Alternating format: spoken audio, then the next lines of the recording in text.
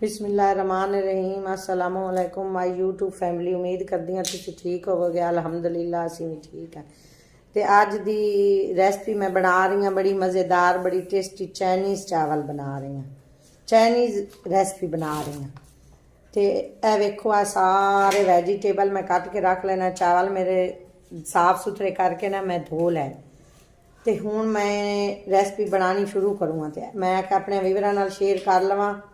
ए वेखो माशाअल्लाह ए मेरा चिकन है, अद्धा किलो मटर है, एक पाव बंद गोभी है, 2 शिमला मिर्चां, एक पाव गाजर है, सब्ज़ प्याज है, अद्धा किलो चिकन है, 1 किलो चावल हैं मेरे। तो हुण मैं रेसिपी बनानी शुरू करूँगा। तो तुसी मैं बनाती जावांगी तो तुसी वेखदे जाओ। माशाअल्लाह अग असां चुल्हे विच जला लईए तो कढ़ाई उत्ते रख दित्ती है। तो हुण चावल पहले मैं बॉयल करांगी तो फिर उस तो बाद जेड़े ना माशाअल्लाह हुण असीं पानी पा रहे हैं कढ़ाई विच। बिस्मिल्लाहिर्रहमानिर्रहीम।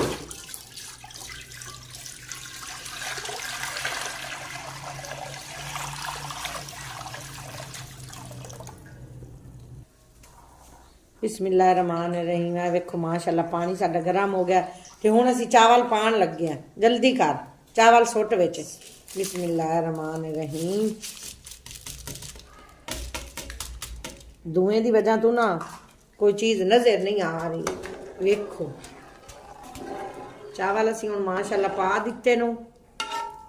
ते जेड़ा है ना फिर नमक पावांगे।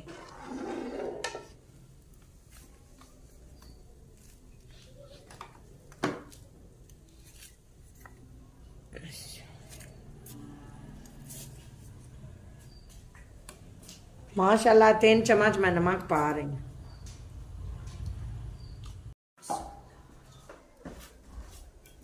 माशाअल्लाह देखो माशाअल्लाह किस तरीके ना किड्डे सादे बहुत अच्छे खिले खिले चावल जेडे ना वो बॉयल हो रहा है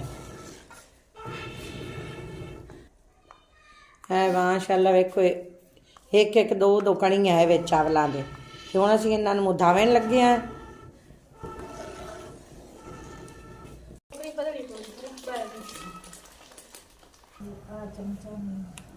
बिस्मिल्लाहिर्रहमानिर्रहीम। चावल असां मुधा लैन तो कढ़ाई असीं हुण उत्ते रख दित्ती है। तो हुण असीं ऐल पाण लगे हैं। बिस्मिल्लाहिर्रहमानिर्रहीम।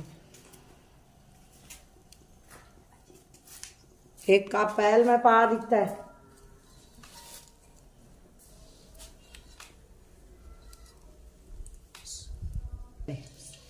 ऐल साडा गर्म हो गया माशाअल्लाह। तो वेखो बिस्मिल्लाहिर्रहमानिर्रहीम। प्याज अद्धे सब्ज़ प्याज हैं तो अद्धे दूसरे ने। एक प्याज दूसरा है तो एक सब्ज़ है।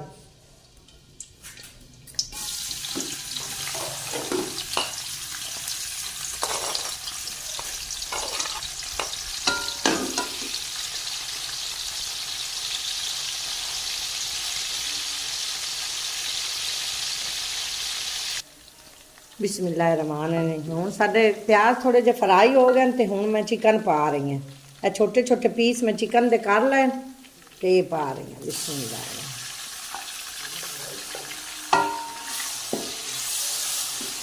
अगर थोड़ी चिकन की बुनाई होगी ना तो फिर वो स्मैल खत्म हो जाएगी।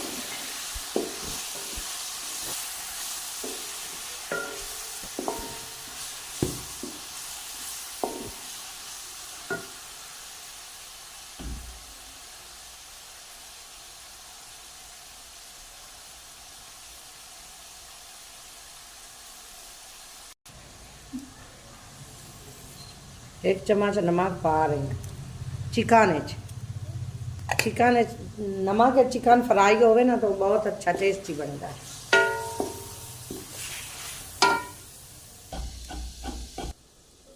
ये देखो माशाल्लाह अदरक लहसुन का पेस्ट है।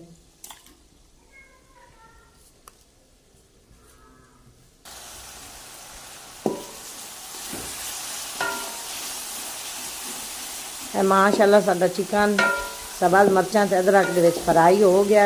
असीं थोड़ियां सब्ज़ मिर्चां पा रहे हैं कि असीं थोड़े जे ना स्पाइसी करारे वेजिटेबल चाइनीज़ पुलाव बना रहे हैं। चाइनीज़ बना रहे हैं। बिस्मिल्लाहिर्रहमानिर्रहीम। माशाल्लाह हुण असीं मटर पा रहे हैं। चिकन साडा फ्राई हो गया है, हुण मटर पा रहे हैं।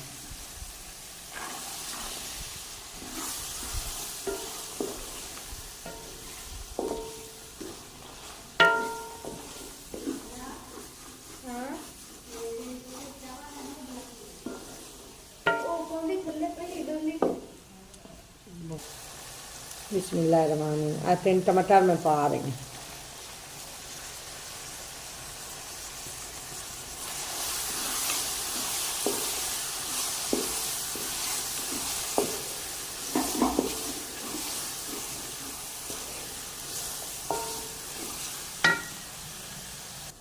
माशाल्लाह असीं टमाटर भी पाए न चाइनीज़ चावलों में। गाजर पा रही हैं। बिस्मिल्लाह।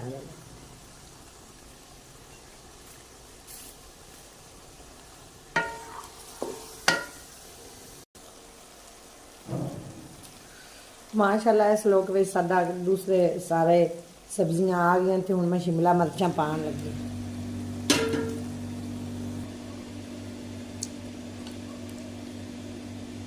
माशाल्लाह सब्जियां साड़ियां फ्राई हो गई, बुनाई इन्हां दी हो गई चिकन दे विच। ते हुण मैं पान लगी जे कालियां मिर्चां। काली मिर्च पा रही हैं 2 चम्मच।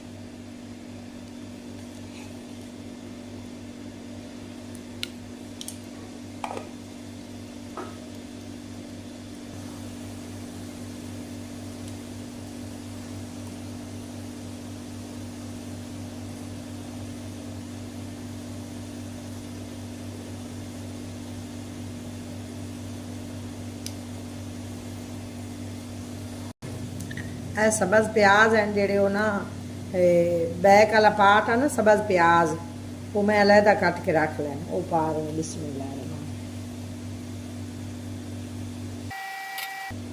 बंद गोभी,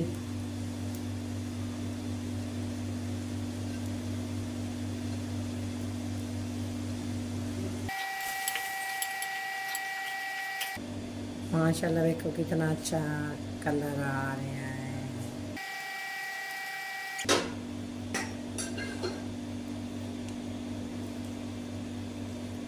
2 चम्मच मैं सिरका पा रही हूँ। बिस्मिल्लाहिर्रहमानिर्रहीम। हाथ में कूट के माशाल्लाह सब्जियां साडियां हुण हो गई फ्राई ते असीं हुण चावल पान लगे। बिस्मिल्लाहिर्रहमानिर्रहीम। देखो किवें साडे खिले खिले चावल बने ने।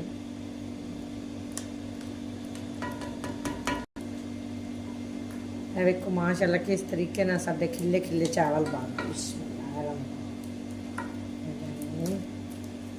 चावल साडे बहुत अच्छे नो। ये सुपर तैनात है गई पुराने चावल हैं, ये बहुत फुलदे चावल।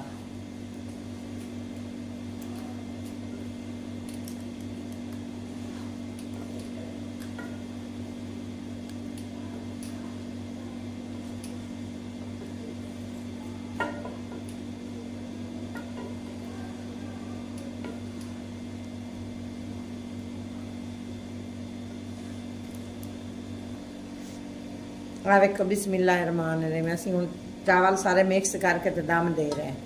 आधा घंटा इन्हां दम देवांगे। माशाल्लाह वीवर वेखो चाइनीज़ वैजीटेबल साडे ना चावल तैयार हो गए ना। इस तरीके नाल साडे बने माशाल्लाह बहुत मज़े दे बने। तो वेखो माशाल्लाह धूं कैसे निकल रहा, किस तरीके नाल धूं निकल रहा। तो हुण असीं डिश आउट करन लगे हैं। तो माशाल्लाह बहुत अच्छे टेस्टी मज़ेदार वैजीटेबल साडे ना चाइनीज़ चावल बने। तो असीं हुण खान लगे हैं डिश आउट करके तो तुहानूं भी खान लगे हैं। तो यह वेखो माशाल्लाह कितने अच्छे।